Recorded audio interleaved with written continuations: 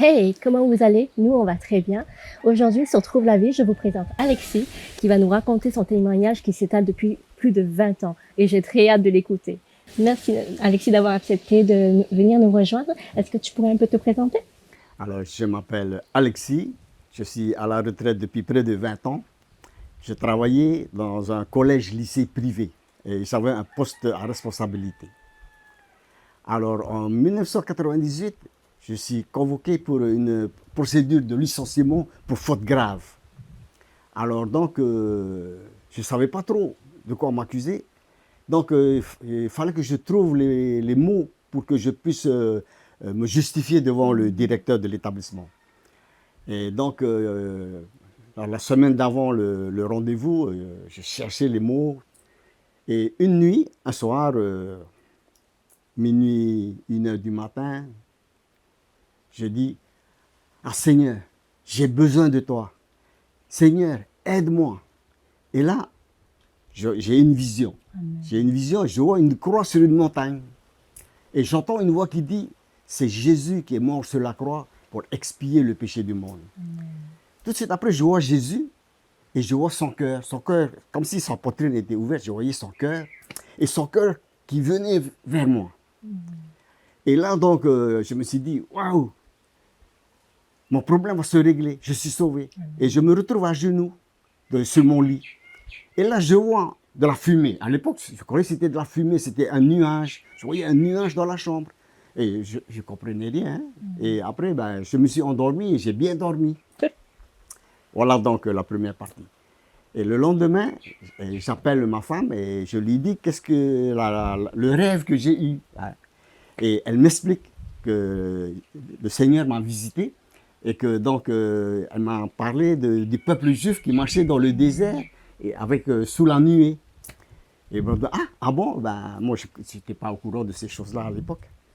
Et donc comme j'avais vu Jésus et son cœur, je me suis dit je vais retourner à l'église parce que je n'étais pas pratiquant. Hein.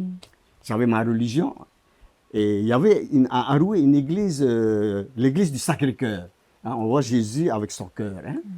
Mais Linda me dit, ah, il ne faut pas qu'on se sépare, il faut qu'on reste ensemble. Et elle était prête à me suivre. Mais comme elle était déjà dans l'église, elle a toujours été dans l'église, alors je lui ai dit, non, il vaut mieux que ce soit moi qui te suive, parce que tu es déjà dans l'église. Et finalement, c'est ce qu'il fallait faire, parce que c'est comme ça que je suis arrivé à ce niveau spirituel aujourd'hui. Alors, donc, on commence à aller à l'église.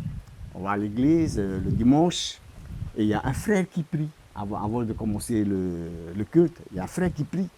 Et là, sa prière me touche. J'ai les larmes qui coulent dans les yeux, tout ça. Bon, après, pendant le culte, le temps de louange, j'ai les larmes qui coulent tout le temps. Et pendant le moment de la Sainte Seine, j'ai les tripes qui sont chavirées, qui bougent. Hein. Le cœur et le ventre, tout ça, je sens que ça bouge dedans. Hein.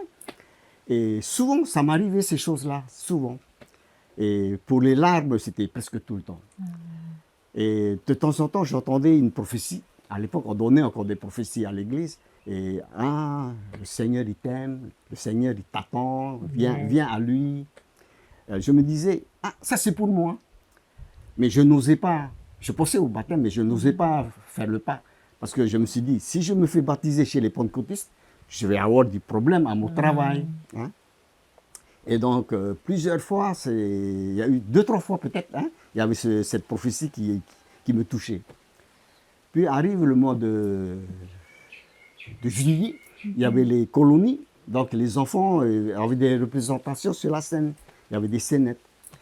Et donc, il y avait un groupe de jeunes enfants, ils étaient peut-être une dizaine, et qui portaient un cœur, hein, un cœur dessiné sur du carton, peint en rouge, avec un message dessus, Jésus t'aime. Et ils marchaient donc hein, sur la scène. Et là, je me suis dit, waouh, ma vision, ben, je la retrouve là sur la scène aujourd'hui. 1 an et demi après, je me dis, Seigneur m'appelle, Seigneur, il m'attend. Alors je me dis, bon, je vais passer par les eaux du baptême. Amen. Et donc, en septembre 99, donc 1 an et demi après, je passe par les eaux du baptême. Amen. Amen. Voilà donc comment je suis venu au Seigneur. Et grâce à ton épouse aussi. Oui, oui. Et quand j'ai parlé avec ma femme, elle me dit, ça fait 20 ans que je prie pour toi, pour que tu te Amen. convertisses. Voilà, c'est pour ça que j'ai dit que c'est sur 20 ans. Voilà. C'est très beau. Et depuis ta conversion, par rapport à ton travail, comme tu disais, que ça pouvait t'apporter des problèmes, comment Dieu t'a amené à surmonter Bon. justement ça? Et donc, les religieux avec qui je travaillais, donc, ils étaient au courant que Ah. j'étais... Le fait, l'église était en haut et l'école était à côté. Ah oui, ah oui, C'était d'accord. juste côte à côte. Et donc, des fois, je recevais des remarques. Ah, ils ne peuvent pas baisser leur sonon, là. Il y a besoin de mettre leur sonon aussi fort que ça. Parce que les religieux, ils habitaient juste à côté. Ils habitaient là. Donc, il y avait un qui aimait bien me titiller pour ces choses-là. Hein. Les voitures qui passent en pleine nuit. Voilà. Parce qu'on avait les réunions, hein, des soirées de réunions. Voilà. D'accord. Eh ben, et depuis ta conversion, qu'est-ce que tu as senti en toi? Qu'est-ce qui a changé dans ta vie? Oui. Avant, je ne savais pas prier. Hein. Quand je priais, ben, je récitais les formules. Okay? Et je connaissais bien la parole de Dieu. Et donc, en étant dans l'église, on a commencé à suivre les études bibliques, tout ça. Et donc, mon niveau spirituel a commencé à monter. Ouais. Et j'ai eu du mal à prier à haute voix. Hein. J'ai eu vraiment du mal. Hein. J'ai mis plusieurs années avant d'arriver à prier à haute voix. Hein. Et pourquoi? Qu'est-ce qui faisait que tu avais du mal? Ben, parce qu'avant, on priait, on récitait des formules. Hein. On récitait des formules, donc ça venait comme ça. Mais quand il fallait prier, quand je priais dans mon cœur, ça venait. Ah, Mais oui. quand il fallait ouvrir la bouche, ah là, c'est blocage. Ah. Hein. D'accord. J'ai mis peut-être 2 ans avant de pouvoir prier hein, comme je prie maintenant. Quoi, hein. Voilà. Merci Seigneur. Hein. Et du coup, par rapport à ta vie de couple, parce que pour ton épouse, ça doit être rassurant pour elle maintenant d'avoir enfin un mari dans le Seigneur. Oui. Et comme elle était déjà dans l'église, elle était dans les postes, hein, dans le bureau de l'église, elle a donc pu aller vraiment haut. Hein, dans les postes dans l'église. Hein. Amen. Voilà. Hein. Parce que bon, maintenant je suis chrétien. Et bon, si je suis à ce niveau spirituel, c'est bien grâce à ma femme. Hein, elle a prié pour moi. Et bon, et je suis content d'être à ce niveau aujourd'hui parce qu'avant, je connaissais rien au Seigneur. Voilà. Bon, je croyais que j'étais sauvé parce que j'étais baptisé, bon, j'étais sauvé. Et quand, avec les études, tu sais où tu en es exactement, heureusement que aujourd'hui, je sais. Amen, c'est vrai, c'est vrai.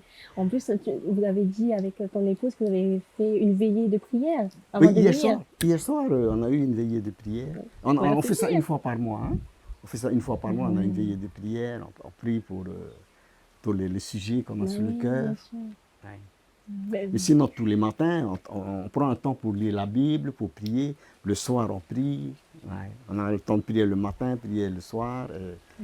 Et le midi, pour manger, on prie aussi. Hein. Amen. Et les manifestations que je sentais avant, donc ça s'est estampé avec le temps. Hein. Oui, oui. Et comme ma fille, elle prie pour le déjeuner, des fois, je sens des frissons, des comme ça, quoi. Hein. Je sens toujours, mais beaucoup moins par rapport à avant. Amen. J'ai perdu ça. Parce que après le baptême, peut-être 6 mois ou 8 mois après, on m'a mis sur le service de la Sainte-Seine. J'étais dans les groupes pour servir la Sainte-Seine. Et donc, quand ça m'arrivait, je prenais la Sainte-Seine et quand ça m'arrivait, ben, je bloquais cette manifestation qui venait. Hein. Je bloquais et petit à petit, ben, ça s'est estampé. Et maintenant, il reste peut-être 5% par rapport à ce qu'il y avait avant. Hein. Amen. Voilà. C'est incroyable parce que moi aussi, je suis dans cette situation où, pareil, par rapport aux manifestations, avec le temps, ça s'estompe. Mais avant, je comprenais pas non plus qu'est-ce que c'était. Et là, maintenant, comme tu es beaucoup plus affirmé spirituellement, quel conseil tu donnerais à quelqu'un qui... lui encore, il est encore attaqué avec les manifestations. Il a malheureusement, on va dire qu'il n'aurait pas un entourage qui pourrait le soutenir spirituellement. Toi, qu'est-ce que tu pourrais lui dire? En fait, ces manifestations-là, c'est pas, comment dirais, c'est pas mauvais. Hein. Mm. Tu ressens des choses, quoi. Hein. Quand, on dirait, parce que la présence de Dieu est là, il y a les larmes qui coulent, il y a le Ah, cœur qui est d'accord, oui, chaviré. oui. Hein. Je pense que c'est la présence de Dieu que je ressens. D'accord, Hein. ok. C'est pas des trucs mauvais, quoi. Hein. Ok, d'accord, Voilà. oui, d'accord. J'avais pas compris ça. Maintenant, je Ouais. comprends mieux. Ouais. Et c'est vrai que pour ressentir Dieu, ben, il faut justement disposer son cœur. Et c'est ce que tu as fait. Et c'est vrai que moi, de l'éducation que j'ai reçue, des fois, on dit toujours que quand on veut sentir Dieu, on passe par les émotions, alors qu'en fait, pas du tout. C'est parfois la paix, une paix surnaturelle, quelque chose comme ça, palpable, qu'on ne peut pas toujours expliquer, mais qu'on Ouais. sait que Dieu est là. Oui. Par exemple, on est dans la louange, Oui. quand je sens, ben, j'ai les larmes qui coulent, j'ai le cœur qui chavire. Et là, je sais que le Seigneur est là. Ah, Amen. c'est puissant. Hein, c'est puissant. C'est vrai, Et c'est puissant. ça vient tout seul comme ça. Hein, tu ne cherches pas. Hein, C'est vrai. Tu ne provoques pas. Hein, C'est vrai. ça vient comme ça. Hein. Ouais. Et est-ce que tu te rappelles d'un miracle qui t'a vraiment... Merci Seigneur. Un miracle. Oui, un miracle dans ta vie qui t'a vraiment marqué. Ma maman, alors. Ma maman. À l'époque, elle avait 82 ans. Elle était hospitalisée. Elle avait des problèmes de rein qui fait que le sang était contaminé. Elle avait de l'asthme. Et les docteurs nous ont convoqués, la famille, dit préparez-vous, hein, peut-être qu'elle va s'en aller. Quoi, hein. Et à l'église, un copain me dit prie pour ta maman, fais-lui l'onction d'huile. Alors j'ai dit ok. Alors je vais à l'hôpital, c'était encore à l'hôpital maman à l'époque. Hein. Et donc je fais l'onction d'huile, et je prie pour ses reins. 2 jours après, mon frangin, c'est lui qui est toujours avec la maman, il me dit voilà, les docteurs ont dit que les reins ont repris, ça va. Hein, mais elle avait toujours son problème d'asthme. Après, c'est ma grande soeur. Ma grande soeur me dit Alexis, il faut que tu pries aussi pour l'asthme de maman. Alors j'ai dit ok, demain je vais prier pour son asthme. Le lendemain, je viens à la visite, je prie pour ses poumons. Et le lendemain, mon frère l'appelle. Les docteurs ont enlevé de l'eau de ses poumons et ça y est, c'est bon. Elle a plus d'asthme. L'asthme s'est arrêté. Amen. Le lundi, mon frère appelle, paniqué. Les docteurs ont dit il faut que la maman elle sorte. Et son traitement, tout ça. Mais on savait qu'elle était très faible. Hein. Et mon petit frère avait commencé à casser la maison. Comme on avait une petite porte pour entrer dans la salle de bain, le frangin, il a agrandi la porte, il a cassé les murs qui séparent le WC, la douche, tout ça, il a enlevé les portes, tout ça. On s'est dit, ben, la maman, elle va être sur chaise roulante. Hein. Et donc, voilà, on nous dit, la maman, elle rentre à la maison. Et ça a été la panique, là. Voilà. Et bon, elle est rentrée, petit à petit, elle a repris. Elle a vécu encore 12 ans après. Amen. 12 ans. Elle est partie à 94 ans. Ah ouais, 94 ans. 12 ans de plus. Merci Seigneur. Et là, je savais que la prière était efficace. Ouais. Surtout la prière et comme du dans juste. ma famille, les autres, ils prient comme je priais avant. Hein, ils faisaient des formules. Hein. Voilà. Et moi, j'ai appris à prier. Et bon, c'était power. Ah oui, c'était power. Une autre fois, c'est un frère qui vient à la maison. Ça faisait longtemps qu'on ne s'était pas vu. Et il me dit, il a un problème de dos. Il ne peut pas rester longtemps debout. Il ne peut pas marcher loin. On dit, on va prier pour toi. Avec ma femme, on a prié pour lui. À la maison, nous avons une salle de prière. On a prié pour lui. Et le lendemain, il dit, le Seigneur l'a guéri. Maintenant, il peut marcher, il peut aller se promener. Amen. C'était ce frère-là qui donnait le témoignage. Hein. Ah ouais. C'est incroyable parce que c'est vrai que comme tu disais au début, de la personne qui ne savait pas prier, qui avait que des formules, et là, tu as le feu, tu guéris, tu intercèdes, c'est vraiment incroyable. Une autre fois, c'est deux copains, enfin 2 frères. Ouais. Hein, et ils me demandaient de prier pour eux 2. Je dis, pourquoi vous voulez que je prie pour vous? Ensuite, bon, ben, comme ils m'ont dit, c'est moi qui dois prier pour eux. Alors, j'ai prié pour eux deux, j'ai prié bénédiction, tout ça. Après, j'apprends que eux deux, ils ont reçu que j'ai le don de guérison.